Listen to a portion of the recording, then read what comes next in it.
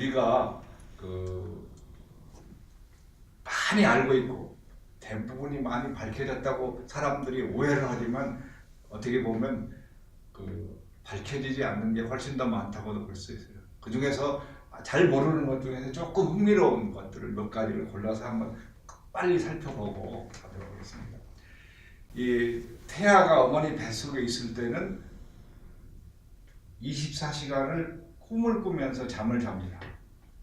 그러다 뭐 발로 차기도 하고 뭐 또 하는데 24시간 꿈을 꾸는데 꿈의 내용이 뭔지는 누구도 모르죠.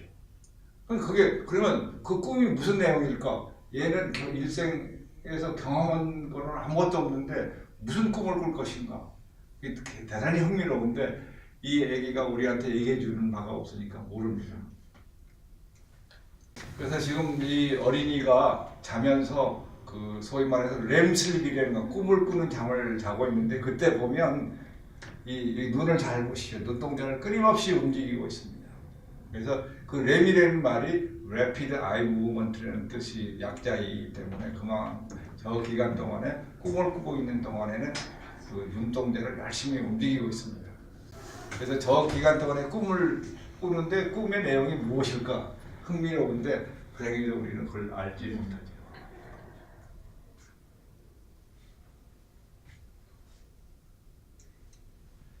그 다음에 이제 야사적인 얘기입니다. 정사적인 얘기가 아니고 야사적인 얘기인데 심장과 관련해서 심장이라는 게 뭐죠?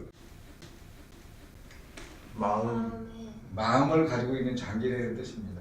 근데 그거는 이 심장을 표현하는 그 용어는 전 세계 어느 나라 말이든지 간에 이 마음을 가지고 있는 장기라는 말로 다 붙이고 있어요. 근데 지금은 학자들한테 물어 심장이 마음을 가지고 있느냐고 물어보면 다 부정합니다. 뇌에서 다 마음을 저걸 하지 어디 심장에서 하느냐. 근데 그 마음과 연관되어 있다고 생각되는 몇 가지 사실들이 이제 발견이 됐어요. 그건 뭐냐면 심장 이식 수술 받은 사람에게서만 볼 수 있는 현상이에요. 미국에서 8살 먹은 소녀가 심장 이식 수술을 받았는데 심장 이식 수술을 받은 다음에 계속해서 공포에 시달려요. 근데 이 어린이는 10살 먹은 소녀의 심장을 받았는데 그 10살 먹은 소녀가 왜 심장을 줄 수 있었냐면 살해당했기 때문에. 근데 이 8살 먹은 소녀가 꿈을 꾸는 건 뭐냐면 자기를 죽인 사람의 모든 게 자꾸 꿈으로 나오는 거예요. 그래서 꿈을 내용을 이제 기술을 해서 경찰한테 의뢰를 해가지고 범인을 잡았다는 그런 이제 믿지 못할 그런 이제 얘기가 있고, 그게 심장의 기억이 되는 프로그램으로 타이틀로 해서 SBS에서 방영이 됐었습니다. 그래서 또 상당한 경우에는 심장 이식술을 받은 사람들의 습관이나 또는 이 음식물의 호흡 분호를 따지는 그런 여러 가지 형태가 심장을 원래 준 사람의 형태로 바뀐다는 거예요. 그래서 그게 뭔지 모르지만 하여튼 심장이 어떤 그런 중요한 정보를 가지고 있다는 것에 대해서는 뭐 틀림이 없는 것 같아요. 근데 이제 구체적으로 뇌와 어떻게 인터랙션을 해서 그런 일이 벌어지는 것에 대해서는 잘 알고 있지 못하죠. 그 다음에 뭐 몇 가지 이제 흥미로운 사실이 동물들의 눈을 보면 크게 두 가지로 나눌 수 있습니다. 눈이 옆에 붙어 있는 동물하고 눈이 앞에 나와 있는 사람처럼 앞에 나와 있는 동물하고 나눌 수 있는데 그거는 뭐냐면 포식자와 피포식자의 눈입니다.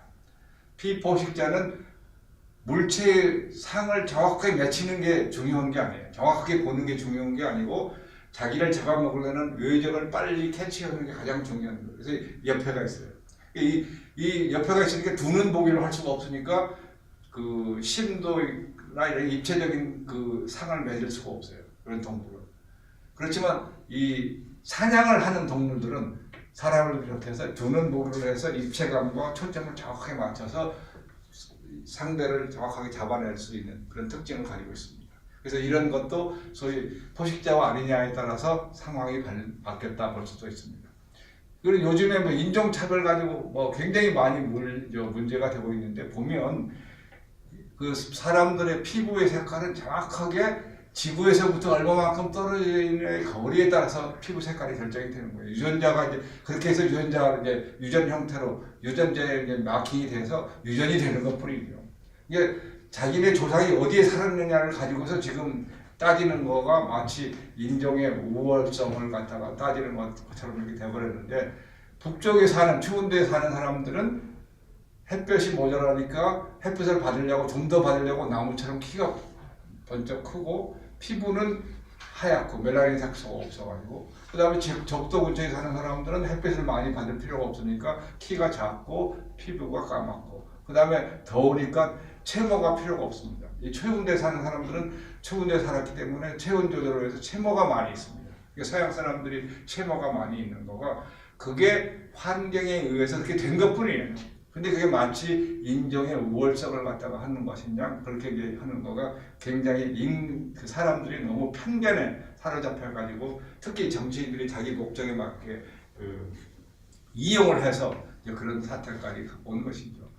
그 다음에 이제 잠을 자는 걸 보면, 이 초식동물은 이렇게 잡니다. 뭐 이게 고라니인지 뭔지 모르지만 이렇게 편하게 잠을 못 자요.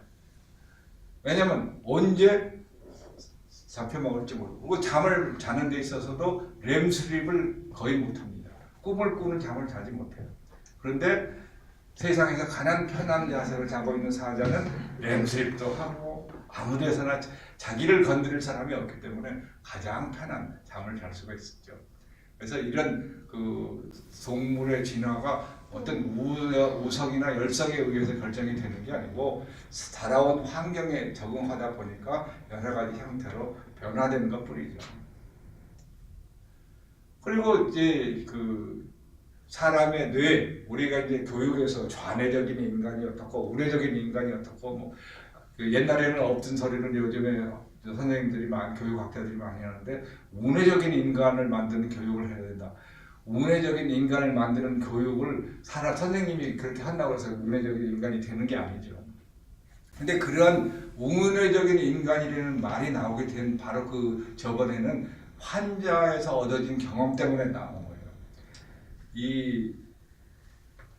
우리 좌뇌와 우뇌를 연결하는 뇌량이라는 다리 부분이 있습니다. 그 다리 부분을 수술적인 방법으로 이렇게 절단을 하게 되는 수술을 하는 경우가 있어요. 그게 이제 왜 그런 수술을 하냐면, 그 부분에 간질이 있을 경우에는 치료가 잘 안 돼서 그거를 절단을 시켜버리면 간질이 치료가 돼요. 그래서 이게 좌뇌와 우뇌가 떨어져 있는 절단된 사람한테 이 카이메라 그림을 보여주면서 이 초점을 이 코 등에다가 맞추고, 지금 당신이 보고 있는 저 그림이 뭐냐라고 말로 대답하라고 그러면, 이 사람은 뭐라고 하냐면 좌뇌에 맺힌 상이 전체의 상인 것처럼 생각하고 여자 얼굴 전체를 보고 있다라고 얘기를 합니다. 저 카이메라를 보고. 반대로 지금 당신이 보고 있는 그림을 그려보시오. 종이에다 그림으로 그려보시오 하면 이 사람은 남자 얼굴 전체를 그립니다. 그러니까 그게 무슨 얘기냐면, 언어 중추는 좌뇌에 있기 때문에 좌뇌에 맺힌 상을 가지고 전체인 것처럼 얘기를 하고, 그림을 그리는 것에 대한 거는 우뇌에서 담당을 하고 있기 때문에 우뇌에 맺힌 상을 가지고 전체인 것처럼 얘기를 합니다. 그래서 이때부터 좌뇌와 우뇌가 완전히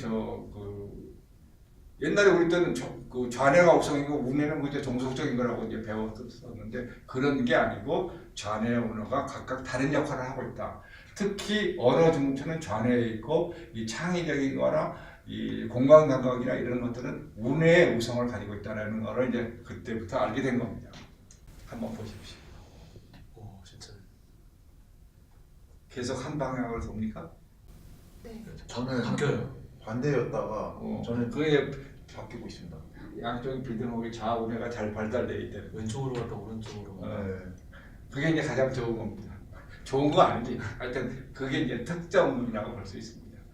하여튼 이런 식으로 인간의 능력을 다 이렇게 찾아서 알아볼 수 있는 방법들이 많이 있으니까, 어떻게 하면 자기 자신을 잘 알아서 그걸 갖다가 찾아서 자기가 잘할 수 있는 길을 가는가가 중요한 그 방향이라고 생각합니다. 그리고 우리가 이제 예술가나 문학가나 이런 사람들, 정치가나 이런 사람들을 볼 때 그 사람의 사상이 어떻고 뭐를 갖다 그런 고차원적인 것만 많이 얘기를 하는데, 사실은 그 사람들이 가지고 있는 신체적인 질병이라든가 이런 여러 가지 걸 알면 훨씬 더 그 사람을 잘 이해할 수가 있습니다. 히틀러는 그 대표적인 포즈가 이렇게 돼 있는데 그렇게 표현을 취한 이유는 손이 떨리기 때문에 손이 떨리는 걸 대중들한테 보여주지 않기 위해서 파킨슨 병이 있어가지고 그래서 항상 이렇게 붙이고 있는데 그다음에 존 F 케네디는 대통령 시절에 이제 암살을 당했지만 이미 그때 이 사람은 각종 병을 앓고 있어서 암살을 당하지 않더라도 오래 살 수 있었던 사람은 아니었습니다. 그다음에 이제 러시아의 유명한 문호 도스토옙스키는 대발작 간질 환자였기 때문에 도스토옙스키 작품에는 항상 간질 환자가 등장합니다. 그다음에 모네는 백내장 때문에 모네의 그림이 많이 바뀌었고 프랑스의 대하 소설적인 말셀 프루스트의 경우는 기관지 천식 때문에 밖에를 거의 못 나갔어요. 그래서 방에서 살다 보니까 사회적인 경험이 축적이 된 게 아니고 자기 머릿속에서만 많은 것들이 이루어졌어요. 그래서 그 자기 머릿속에서 이루어진 것을 소설로 쓴 거가 돼가지고 소위 스트림 오브 컨시어스니스 의식의 흐름을 작품화했다고 해서 이제 유명해지게 된 것이죠. 그래서 이런 사실들을 좀 알아야 그 다음에 유명한 정치가들은 무드 디소더들이 많습니다. 정서 이상 환자들이 많아요. 링컨이라든가 처칠이라든가 루즈벨트라든가 이런 사람들이 그런 것들이 다 많이 있습니다. 그 다음에 이제 이 유명한 레이간은 이제 치매가 심해져가지고 완전히 뇌가 이렇게 왼쪽이 정상인데 오른쪽처럼 거의 많은 부분이 녹아서 사람을 알아보지 못할 정도의 상황까지 이제 갔던 것입니다. 우리의 몸은 마음의 여러 가지 트라우마를 표현하기도 하고 그래서 스위스의 어떤 학자는 암은 마음의 트라우마 때문에 생기는 육체적인 병이다라고까지 할 정도로 그게 이제 마음의 상처도 대단히 육체적인 질환에 중요한 역할을 하는 것으로 그렇게 이제 생각을 하고 지금 현대 마인드 보디 메디슨이라고 해가지고 심신의학이 굉장히 이제 외국에서는 인기를 끌고 있습니다. 그래서 우리는 어떻게 하면 서로를 좀 더 이해하고 대화를 할 수 있는가, 소통을 할 수 있는가 그러한 상황이 돼야 되지 않습니까?